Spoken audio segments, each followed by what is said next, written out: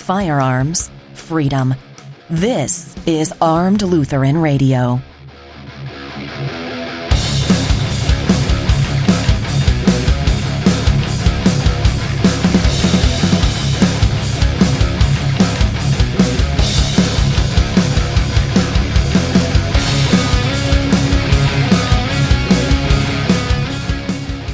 Welcome to Armed Lutheran Radio. I'm your host, Lloyd Bailey, the Armed Lutheran. Today's episode brought to you by Cook's Holsters, American-made custom Kydex holsters with a lifetime warranty and a 100% satisfaction guarantee. CooksHolsters.com. This is episode 10. Thank you for listening. In this week's episode, applying Galatians 6 to our dealings with anti-gunners, Sergeant Bill returns with tips for balancing live fire and dry fire practice, lessons learned from a teenager's gun death in New York, how the media and readers react to different kinds of violence, and David Braaten returns to defend his title against his brother on the Great Armed Lutheran Gun Trivia Quiz. All that straight ahead on Armed Lutheran Radio.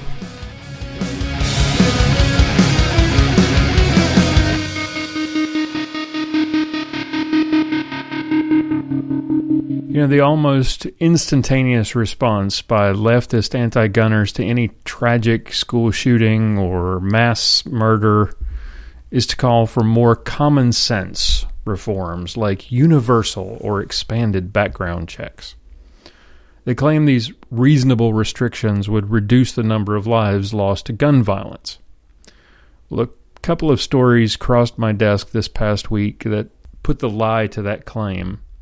They're tragic, they're stupid, they're horrible. We, gun owners and anti-gunners alike, can agree that these are terrible tragedies. But the anti-gun left are going to ignore these tragedies because they prove how pointless background checks really are. The one that I'm really focused on comes from Long Island, New York, Suffolk County. This story comes from the New York Post. Teen showing off gun accidentally shoots and kills friend. A teen fatally shot his friend, apparently accidentally, on Long Island Friday afternoon, cops said. Nephi Reyes, age 18, was showing off a gun inside his home on Great Neck Road in New Yorkers. You're going to have to forgive me, I'm Southern. It's in my DNA to mispronounce things. This looks like Copiague. I have no idea how to pronounce it. I'm just going to say that this was in Long Island, okay? He pointed the gun towards his friend, Wilson Gil Torres, also 18, when it discharged, striking his friend in the torso at about 12:20 p.m., Suffolk County Police said. Now, let's take that first paragraph before we go any further. The gun discharged. No, it didn't. Nephi Reyes pulled the trigger. Guns don't just discharge. It takes a finger and an idiot controlling that finger to discharge the gun. And especially in this case, because it was a revolver. Gil Torres, also of Copiague, again, sorry, was rushed to Good Samaritan Hospital in West Islip, where he was pronounced dead. That may be Islip. It looks like Islip to me. Sorry. Again, I was born in New York, but I grew up in the South. Reyes was arrested and charged with second-degree manslaughter. Interestingly, he's not being charged with any firearms charges. Gil Torres was a senior at Walter O'Connell High School, according to ABC News. According to the New York Post, the 18-year-old Long Island man charged with killing his high school pal said he was looking to scare him when he pointed a loaded .22 caliber revolver at him and pulled the trigger, according to court papers. Nephi Reyes said he thought the gun was loaded and didn't expect anything to happen when he pulled the trigger. Okay, Obviously, Nephi Reyes is a moron. No amount of gun control laws is going to prevent moronic behavior when it comes to guns, or anything else for that matter. The gunshot mortally wounded Wilson Gil Torres Friday afternoon at Reyes' apartment. Gil Torres, who was a senior at nearby Walter O'Connell High School, was pronounced dead following the 12/20 gunplay. A Suffolk County judge ordered Reyes held without bail on a manslaughter charge at a hearing Saturday in Central Islip District Court. Reyes, according to the criminal complaint, quote, recklessly caused the death of another person and admitted he knew the gun was loaded. He pointed the gun at the victim to scare him. He pulled the trigger thinking the gun was locked, and the gun fired, shooting the victim in the chest and causing his death. End quote. Here's a quote from apparently a family friend, someone named Teresa Sweeney, who wrote on the Daily News' Facebook page, Wilson Gil Torres, you've been to my house many times. I'm so saddened by this. What a senseless act of violence. Why would an 18-year-old have a gun? Please wake up, folks, she added. This young man is dead. We must stop this madness. Okay. Well, Mrs. Sweeney, I agree. But your gun laws aren't going to do it. Because no amount of laws stop stupid people from doing stupid things. First, consider all of the lessons that we can learn from this tragic event. Consider everything that went wrong in this story and how powerless leftists were to prevent what ended up happening. First, let's look at the law. New York State is exceptionally restrictive when it comes to guns, particularly handguns. You have to have a permit to purchase a handgun. Handguns are registered, and you have to have a license just to possess one. The minimum age to issue a handgun license is 21. Reyes is 18. So clearly, he didn't get the gun legally. Next, the state's insane SAFE Act bans high-capacity magazines. It limits magazine capacity to 10 rounds. Well, that doesn't matter because Reyes used a revolver. The SAFE Act bans assault weapons. Reyes' revolver was a .22 caliber revolver. And finally, New York requires background checks for private gun sales and transfers. And yet somehow, 18-year-old Nephi Reyes had a gun. None of those laws, none of New York's insane gun control laws stopped Nephi Reyes from violating all of the rules of gun safety and common sense. Right? If you go to my website, go to the main menu at the top, click on Commandments, and go to 10 Commandments to shoot by. There I've listed out. I've taken the rules of gun safety and kind of put them in a 10 Commandments format. And they basically, they pretty much follow, the general gun safety rules, particularly the top 4. First commandment, treat every gun as if it's loaded. Even if they're not, treat them as if they are. Right? Reyes ignored that rule. He knew the gun was loaded, and he proceeded to violate the hell out of the rule. And he proceeded to violate the hell out of rule number 2.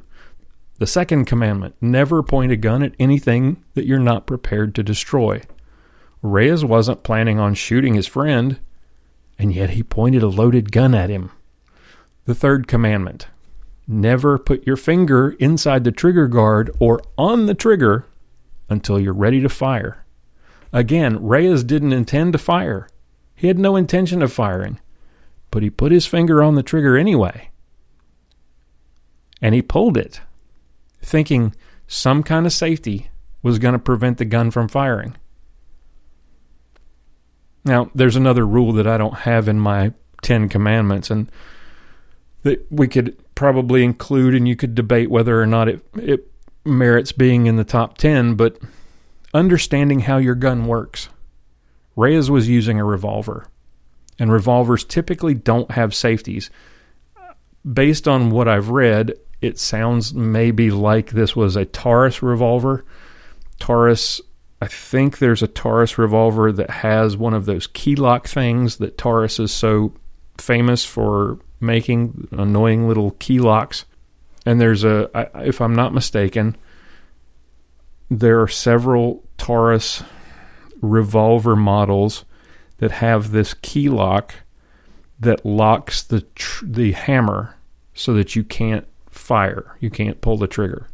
And that may be what Nephi Reyes expected was going to save him from his own stupidity. Now, I don't know.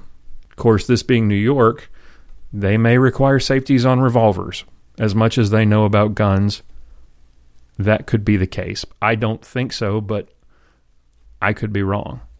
I've never seen a gun with a safety that would prevent you from pulling the trigger unless it's one of these key lock things where you can lock the gun. Taurus is famous for it, and that's probably what it is. In any case, Reyes thought there was some sort of a safety mechanism that was going to prevent the gun from going off. In other words, he trusted in the gun's features to protect his friend from his stupidity.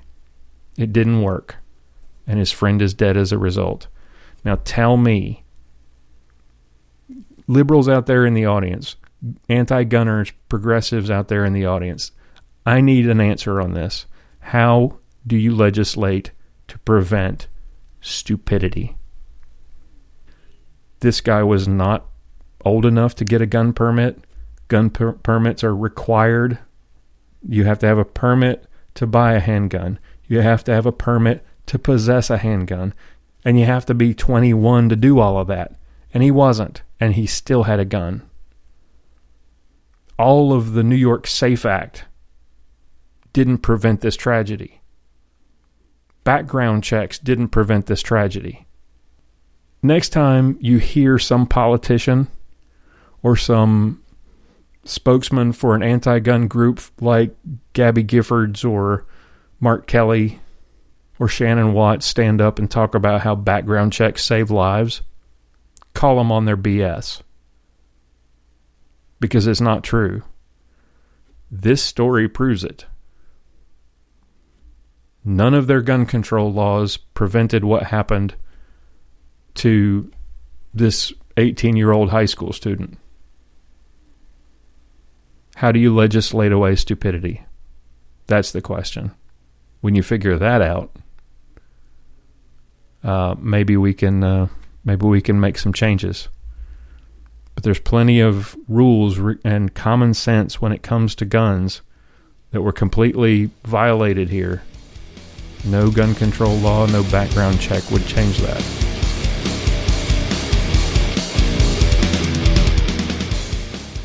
Help support Armed Lutheran Radio. Visit www.patreon.com/armedlutheran and become a sponsor today.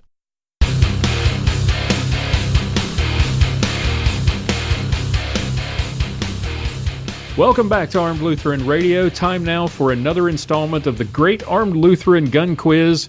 Let's meet our contestants. David Braaten from Raleigh, North Carolina is our defending champion. And today's challenger is his brother, Jonathan Braaten from Saginaw, Michigan. Welcome, guys. Thanks for having me. Good to be here. All right. Well, you guys know how it works, but our listener probably doesn't. So let's go through it one more time. One at a time, you'll both answer 5 trivia questions. You'll get the same questions in the same order. The one who answers the most questions correctly wins a $25 gift card from Lucky Gunner or Cook's Holsters and a chance to come back and play again next time. If there is a tie, we'll have you both back for a tiebreaker game next week for a bigger prize. And David won last week and won a $50 gift card from Cook's Holsters. So you've already cashed that in. We're playing for another $25 gift card. The questions and the categories have been chosen at random, and they are quotes from the founders, inventors, name that gun, gun geography, and Lutheran trivia.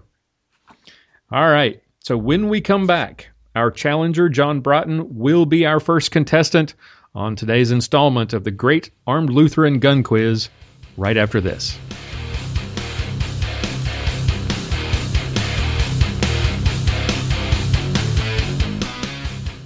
Bringing you law, gospel, and guns. This is Armed Lutheran Radio.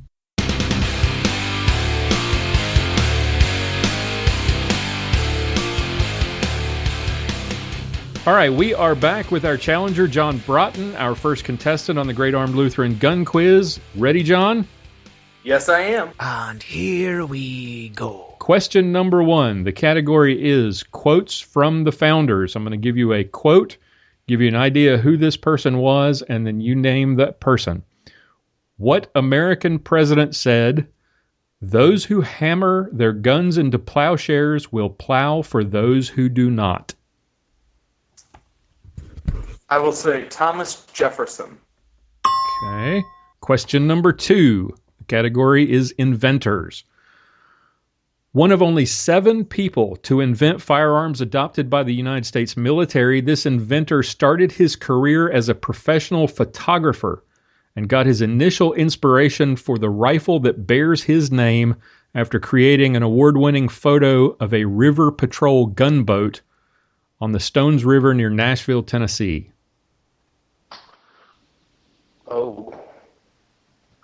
In Tennessee. That would be Barrett. All right. And question number 3.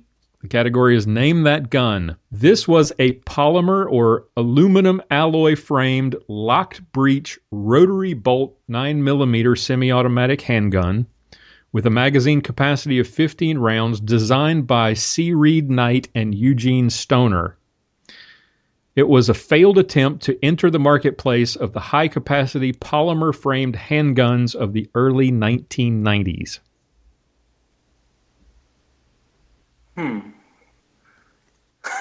Wow, I'm trying to think of that rotary part of it. Let's go with locked breech. Man, that's a hard part. Let's for the fun of it, we'll just say the Glock. Surely you can't be serious. I am serious. And don't call me Shirley. Yes, that was a failure. It was awful. Hey, it can't shoot lead rounds. That's right. A failure. Those guns are awful.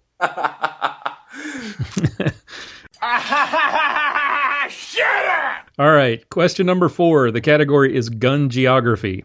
Okay. Bayonne, New Jersey is home to what firearms manufacturer? Henry. Okay. And question number 5. The category is Lutheran trivia.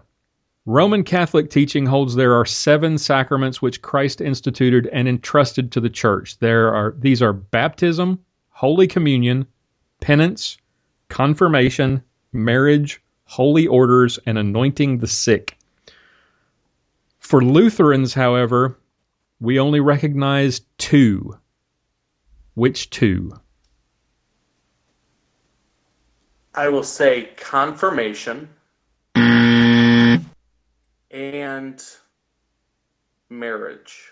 Okay, now, when we come back, our champion David Braaten will return, and he will see if he can answer more questions and defend his title on the Great Armed Lutheran Gun Quiz right after this. Remember, Armed Lutheran Radio comes with a 100% satisfaction guarantee. If you are not completely satisfied, the next episode is free.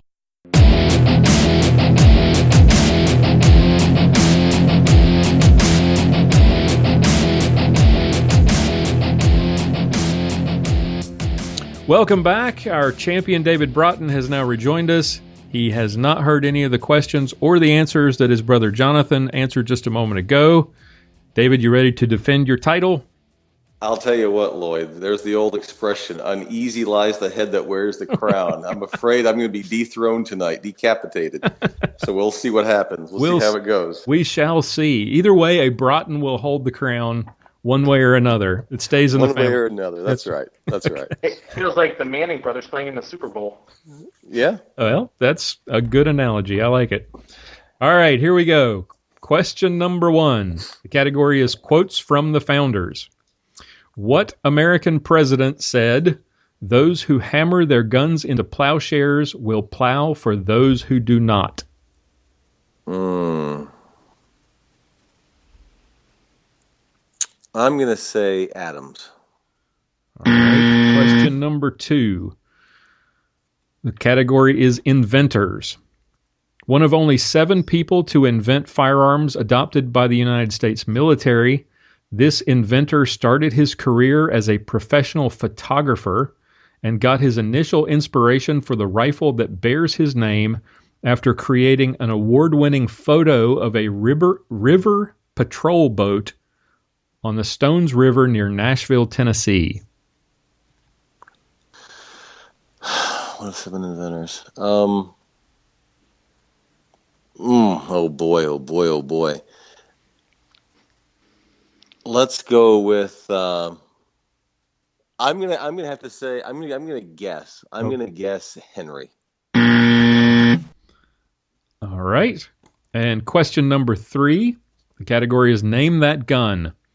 This was a polymer or aluminum alloy framed, locked breech, rotary bolt, semi-automatic 9mm handgun with a magazine capacity of 15 rounds, designed by C. Reed Knight and Eugene Stoner.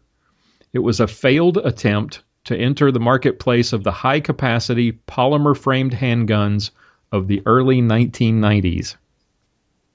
It was a failed attempt to enter the 1990s. You know what? I actually saw something on this gun not too long ago. For the life of me, I can't. And you're looking for the brand? Yes. And for the brand. Are you looking for the specific model? If you know both, that's great. I will give you the brand if you know the brand.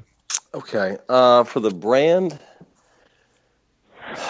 in fact, I remember seeing something on that. For the life of me, I can't remember. I'm going to say FN.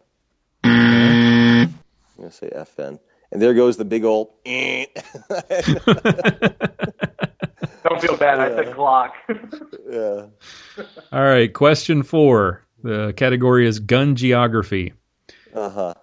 Bayonne, New Jersey is home to what firearms manufacturer? Bayonne, New Jersey. I've seen it on guns.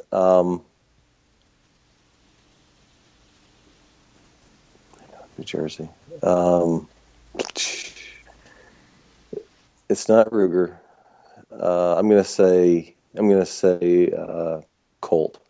It's completely slipped in my mind.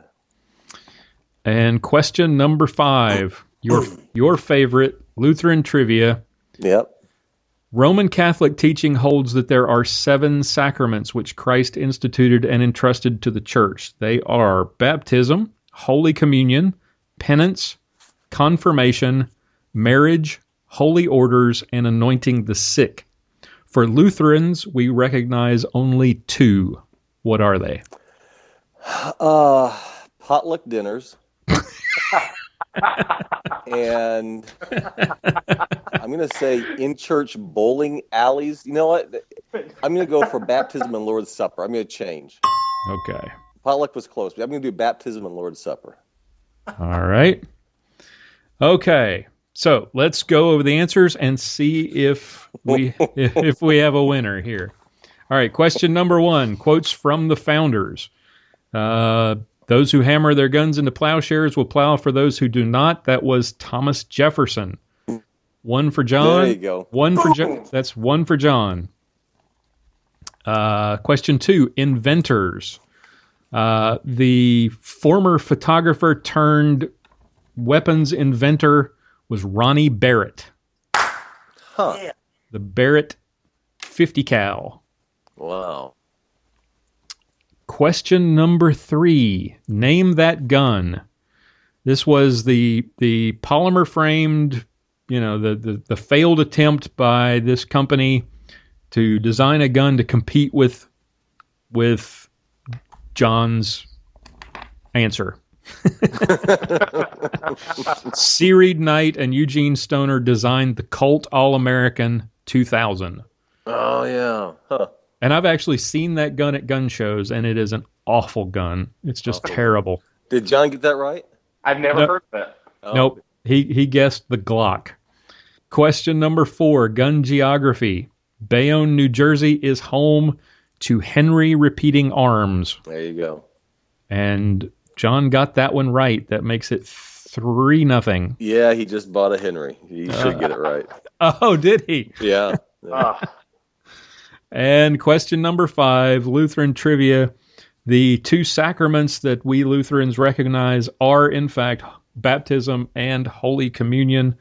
So 1 for our defending champion, and that makes the final score 3-1. And we have a new champion. John Braaten has won 3-1. Ding, ding, ding! What do we have for Johnny? Well, congratulations. I didn't get the last one, Lloyd. You did. You got the last one. And I got one of the other ones right, didn't I? Nope. Oh man. Sorry.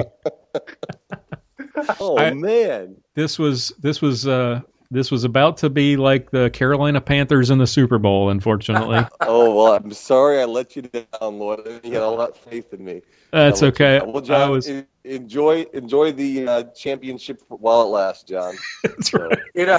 It's kind of bittersweet beating your brother, but also taking it away from the family. Just keep in mind you're only one Lutheran trivia question away from losing that title too. That's right. That's right. Well, thank you guys for participating. Thank you all for listening, and tune in again next time for another episode of the Great Armed Lutheran Gun Trivia Quiz Show here on Armed Lutheran Radio. Take care now. Bye-bye then.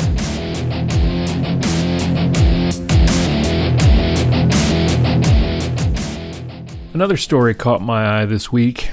It's not directly related to guns, but I found it interesting in the way that we can contrast the media and news consumers' reactions to this story and episodes of so-called gun violence. This comes from Seattle PI. A Burien man who beat his 8-month-old daughter to death with an Xbox controller has been sentenced to 12 years in prison.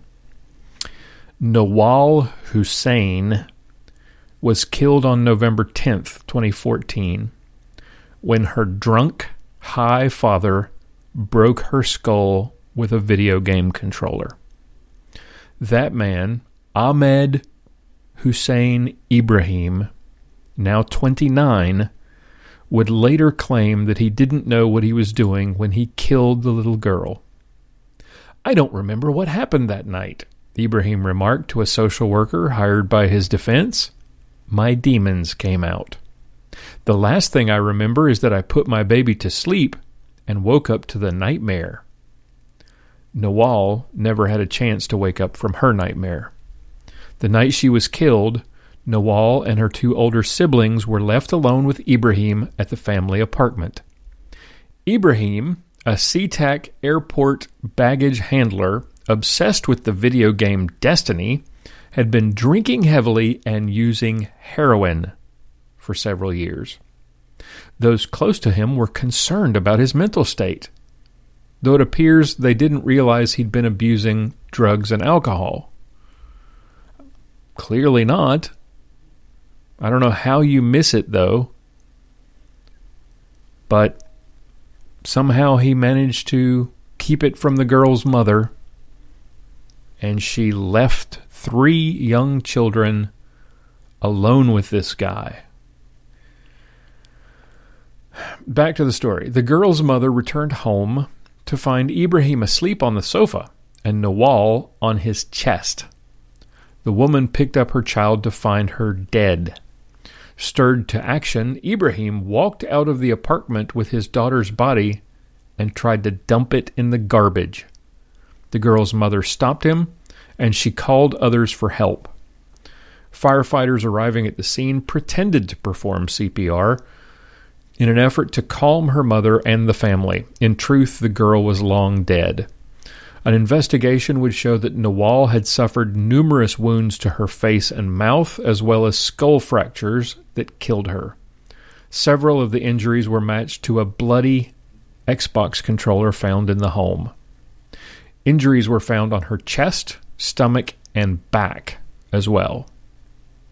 Confronted by detectives, Ibrahim tried to claim that his 2-year-old daughter caused the injuries, but investigators didn't believe the girl capable of the killing.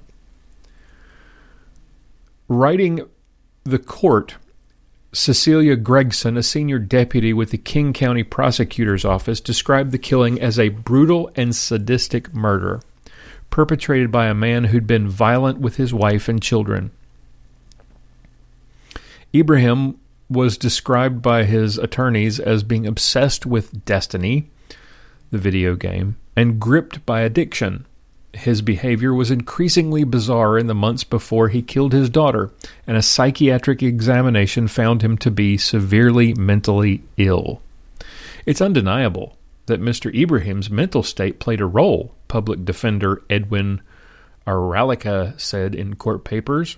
While hard to predict, intervention including mental health and substance abuse treatment may have prevented this tragic incident. You think? Ibrahim appears to have been able to retain his security clearance at SeaTac despite his substance abuse problem. That ought to scare the living crap out of all of us. Writing the court, a defense psychiatrist said Ibrahim's mental illness resulted in him becoming obsessed with Destiny, a popular fantasy video game and online community. It is my opinion that he was in the throes of a psychotic process at the time Nawal died. You mean at the time Nawal was killed? At the time he killed Nawal? Dr. Seth Cohen said in papers.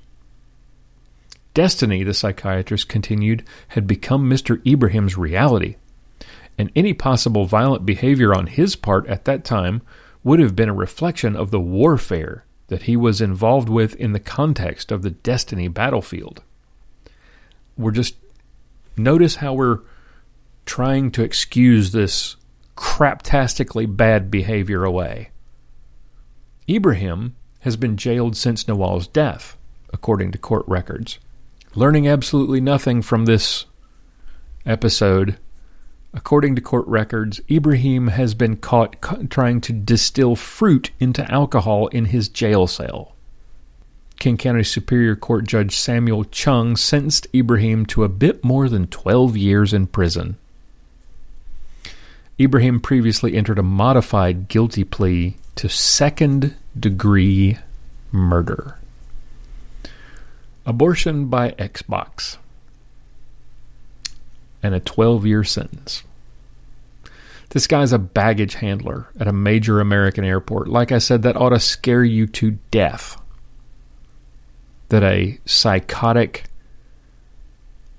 drug-abusing loser can continue to hold a security clearance at a major American airport while we're getting patted down and frisked every time we try to get on a plane just to go fly to a funeral.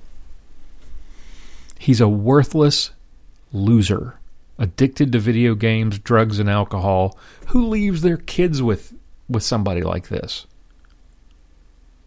And why is that not an act of criminal negligence to have done that?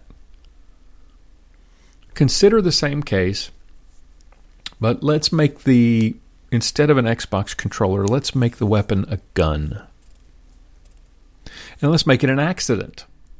Like, you've probably seen the stories, the father who accidentally shoots his child while cleaning his gun. Or another who negligently discharges his carry weapon in a hotel room and kills his infant child. What's the difference? Well, in the case of Mr. Ibrahim, you've got a longtime drug addict and a self-absorbed loser who sits around playing video games all the time, who maliciously beats an infant to death. In the other, you've got a sober family man who accidentally discharges a lawfully owned firearm. The result?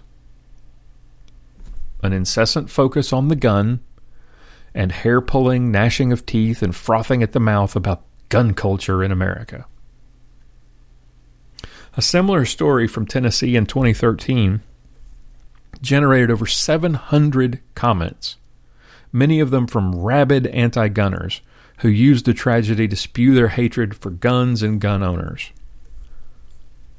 The response to the Xbox killer?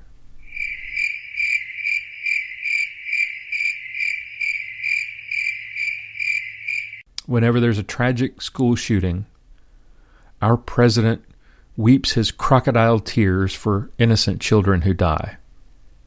But then he goes and stands on stage and thanks God for a company that butchers unborn children and sells their body parts. Do we really care about saving kids? Or is it really just about hating guns?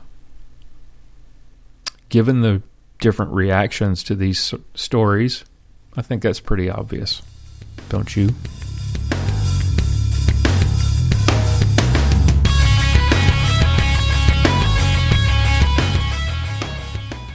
Pistols, prayer, and potluck. You're listening to Armed Lutheran Radio.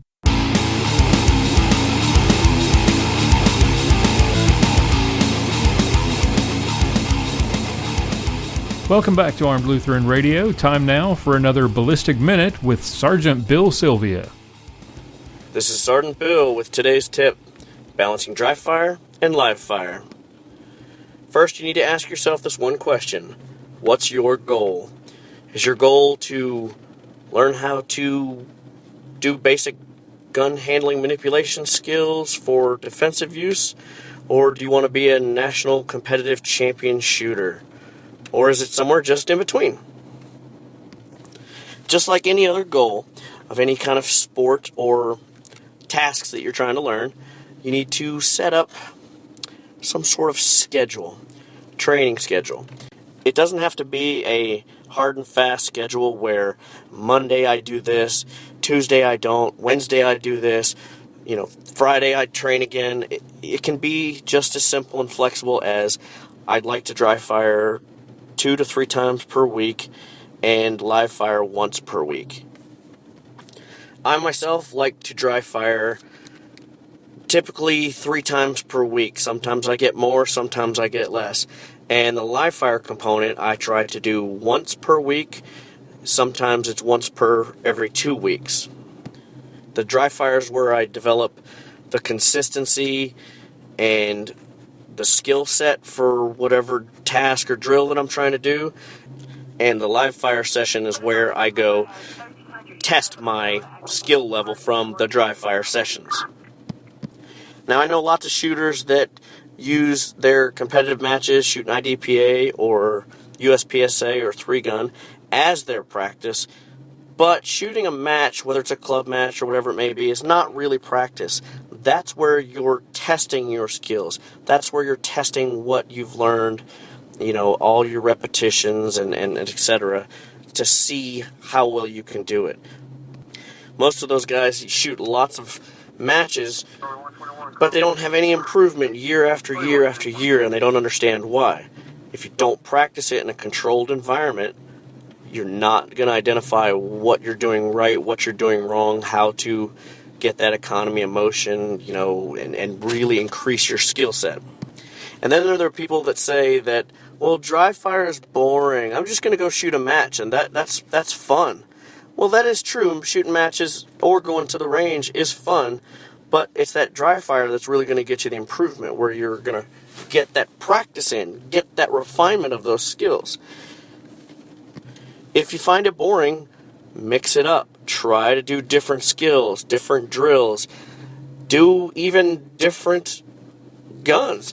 Try using a revolver or a rifle or a shotgun, your AR, whatever it may be. Just keep it fresh, keep it new, and pulling a trigger is pulling a trigger. You're going to get practice one way or another, and eventually you're going to be better at all the different guns that you may be shooting. So to sum it all up, you got to have dry fire, but you got to have that live fire to test it out and see where you're at, see what's working and what's not working. This has been your Ballistic Minute with Sergeant Bill. Keep practicing.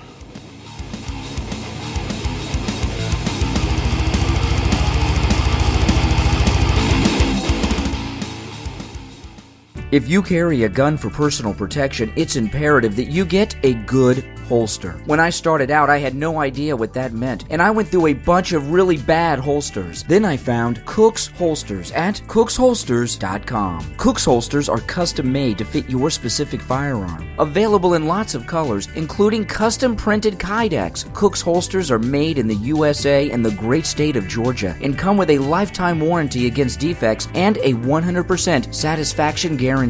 Visit www.cooksholsters.com and use the promo code ARMEDPODCAST and get a 15% discount off everything in the store. You put a lot of time and money into the firearm you choose to carry for personal protection. Carry it in the best holster. cooksholsters.com.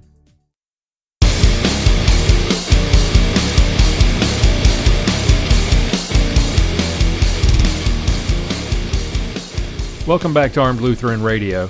You know, inspiration comes when you least expect it. And this week, that came from another podcast. I was listening to one of my favorites. It's the Table Talk Radio podcast. Some of you confessional Lutherans in the audience may have heard of it. It's one of my personal favorites. If you haven't heard it, I would definitely recommend it. One of the co-hosts is Pastor Brian Wolfmueller of Hope Lutheran Church in Aurora, Colorado. And Pastor Wolfmueller was speaking at last year's Steadfast Lutherans Conference in Naperville, Illinois, and his presentation was on the obligation and temptation of dealing with false teaching. You may wonder, well, what does that have to do with gun rights, and what does that have to do with my show? Well, it's an excellent presentation in and of itself. If you've never heard it, look it up on YouTube. I will link to it in the show notes. He reads in that presentation about midway through a verse from Galatians chapter 6, where Paul writes, "Brothers, if anyone is caught in any transgression, you who are spiritual should restore him in a spirit of gentleness. Keep watch on yourself, lest you too be tempted." That reminded me of a piece that I wrote back in February of 2013. It was in response to an article from Caleb Giddings at Gun Nuts Media, where he had expressed frustration in engaging anti-gunners in online debates. His article was entitled, "Is Talking to Anti-Gun People a Waste of Time?" And Caleb wrote this rather provocative couple of sentences. "I don't really get why a person would want to engage with anti-gun people online. There are much better things to do with your time, it would seem, like debating stopping power, Glock versus 1911, or pounding a nail through your penis." Well, my response in an article called "Pounding Nails" was essentially that we should not engage these people in an effort to actually change the minds of the anti-gunners, but that we should be doing it with an eye towards those who might be reading our conversations. The people who are undecided about gun rights, but who are intellectually curious. And here's what I wrote. It's estimated there is a gun in nearly half of all American households. That means that half of American households do not have a gun. Some of those households are anti-gun and unreachable, but some percentage of those households are ambivalent or uninformed. Your voice, your words, in blogs, tweets, and comments may be the only pro-gun voice they hear. Those people can be reached as long as we do it the right way. While I sympathize with and often share Caleb's frustration, I'm afraid that if we cede the battlefield to our opponents, we will lose the war. We need gun rights evangelists to spread the word. not with the goal of converting die-hard anti-gunners, but with the goal of countering the lies of our enemies with facts, logic, and reason. To quote Matthew 9, "The harvest is plentiful, but the laborers are few. Therefore, pray earnestly to the Lord of the harvest to send out laborers into his harvest." In this verse from Matthew 9, Christ is talking about spreading the word, his word, sharing the gospels, the good news, with a world that is hungering for salvation. The harvest is plentiful because there are countless numbers of people who have not heard the word, who are destined for damnation. The laborers, Christ's disciples, are few, and Christ urges those who hear him to pray that more people follow him and go out into the world, sharing his good news of salvation and redemption. Like Christ's call for disciples of his gospel, we need people to be disciples of the Constitution and gun rights. And in that article, I offered some advice on how we should engage in those debates. We should correct every error. I think Tom Gresham calls it the Truth Squad. Don't let any lie go uncorrected. Have the facts at hand. Make sure that if you're going to get into this, that you have your facts straight. Avoid bravado. Avoid name calling. And that's the real trick. You've got to avoid stooping to their level. If your intention is to be an evangelist for gun rights, I wrote at the time, bring stats, common sense, and a hard hat, because you're going to get plenty of abuse. You will be accused of caring more about guns than children, caring more about gun company profits than about public safety, or thinking that you're Rambo. That's tame stuff. More likely, you'll be called crazy, moron, idiot, extremist. You'll be accused of killing kids or owning guns to compensate for small genitalia. Responses to your comments will be, at best, dripping with sarcasm and snark, if not downright insults. Your ideological opponents will resort to ad hominem attacks, trying to bait you into a flame war. The temptation will be to get sidetracked, responding to each insult. The temptation will be to get sidetracked and respond to each insult. That sentence that I wrote over 2 years ago brings me back to Pastor Wolfmueller and Galatians chapter 6. Brothers, if anyone is caught in any transgression, you who are spiritual should restore him in a spirit of gentleness. Keep watch on yourself, lest you too be tempted. There's that word again, tempted. Tempted to what? What temptation is Paul referring to, and what does it mean to us? What he's talking about is the temptation to anger.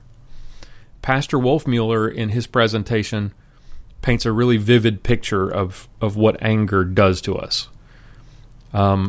He compares anger to the anesthesia of dentistry. You know, that shot of Novocaine you get when you have dental work done. It stops you from feeling that one part of your mouth where the shot was administered and where the dentist is going to work. Anger, he says, anesthetizes your conscience, so you feel no pain when you lash out against the insulting anti-gunner, for example. You'd feel badly if you called your family or your friends libtard or moron or idiot. You'd never do that to their face. But anger justifies your actions. It anesthetizes your conscience and allows you to stoop to the level of the anti-gunner. Here's how I finished my article in 2013, and it's great advice that I'm not trying to pat myself on the back, but it's good advice that I think it's worth repeating. Because we do need people to get out there and to spread the good word and to engage people in the sewer that is Twitter. We need people like Linoge from Walls of the City. We need people like Sean Sorrentino. We need people like like Bob Owens, who can get out there and who know the facts and can counter all the lies and the arguments. But we've got to be careful not to stoop to their level, because as soon as you break that, you cross that line and you start calling people names, then you lose the argument, and it devolves. They're gonna bring it first, right? The anti-gunners are going to they're going to call names first because they don't have the facts on their side. They don't have the truth on their side. So when they're confronted by a confident pro-gun voice, they're going to start calling you names. And that's just how it is. We have to deal with that. As soon as we return fire in the same kind of way that they attack us, we've got to be mindful that the person that we're trying to reach is not that person that we're arguing with, because they're not going to change their minds. The person we're trying to reach is the person who's on Twitter and they're scrolling through and they're reading the back and forth and they haven't quite made up their mind, and maybe they think they know what their position is on gun control, but they've never really heard a good argument in favor of gun rights.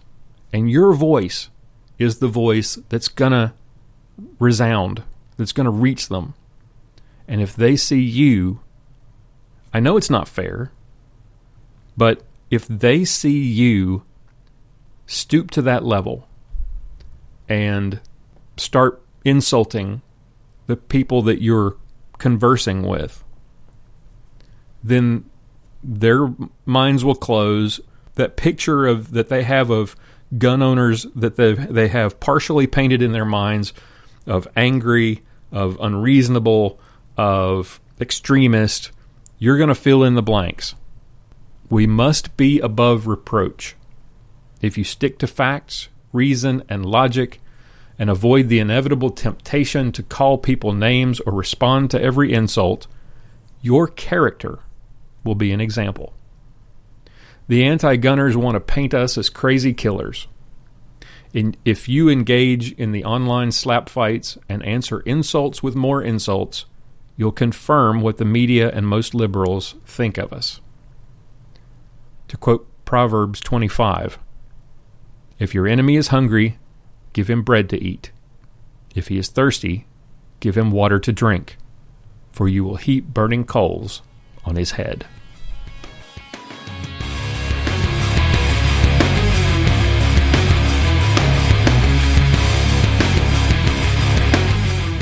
And that's going to wrap it up for this episode. Thank you for listening. Thank you for downloading and subscribing. I hope you'll join us again next time for another episode of Armed Lutheran Radio.